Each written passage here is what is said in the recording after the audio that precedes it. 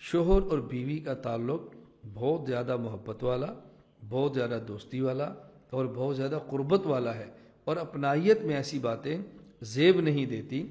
اگر کوئی بیوی اپنے شوہر کی معاون بنے تو اس بیوی کے لیے اعزاز اور عظمت کی بات ہے، یہ اس کے لیے کوئی عیب کی بات نہیں ہے۔ حضرت ام المومنین امی خدیجہ رضی اللہ تعالیٰ عنہ، جس طرح کہ میں نے ایک واقعہ پیش کیا ہے کہ نبی پاک صلی اللہ علیہ وسلم سے عمر میں بڑی ہیں اور بڑے خاندان کی عورت ہیں، دولت مند خاتون ہیں،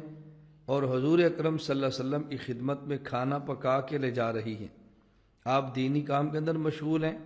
اور آپ کی بیوی آپ کے لیے کھانا پکا کر لے جا رہی ہے، اور اس کا صلہ کیا مل رہا ہے؟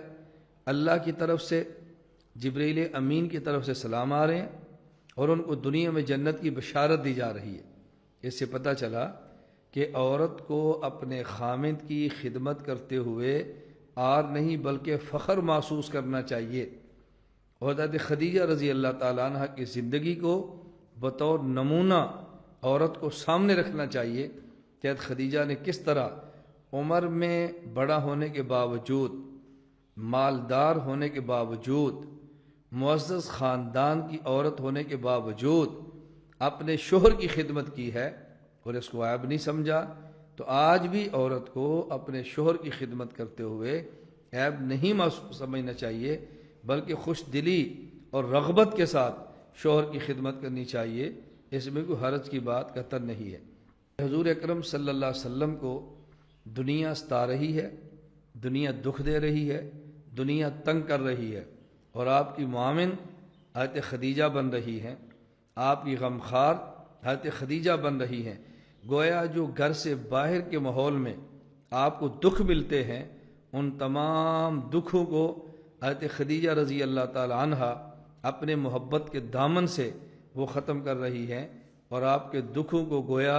اپنے اندر سمیٹ رہی ہیں، اور رسول اکرم صلی اللہ علیہ وسلم کو راحت پہنچا رہی ہے۔ میں صرف سیرت کی کتابیں اور صرف مطالعے کی بنیاد پہ نہیں، اپنے عملاً تجربے کی بنیاد پہ یہ بات کہتا ہوں، اگر کسی شخص کو جو کوئی خاص دعوت، کوئی پروگرام لے کر چلے اور دین کے لیے محنت کرے، اگر ایسے شخص کو پوری دنیا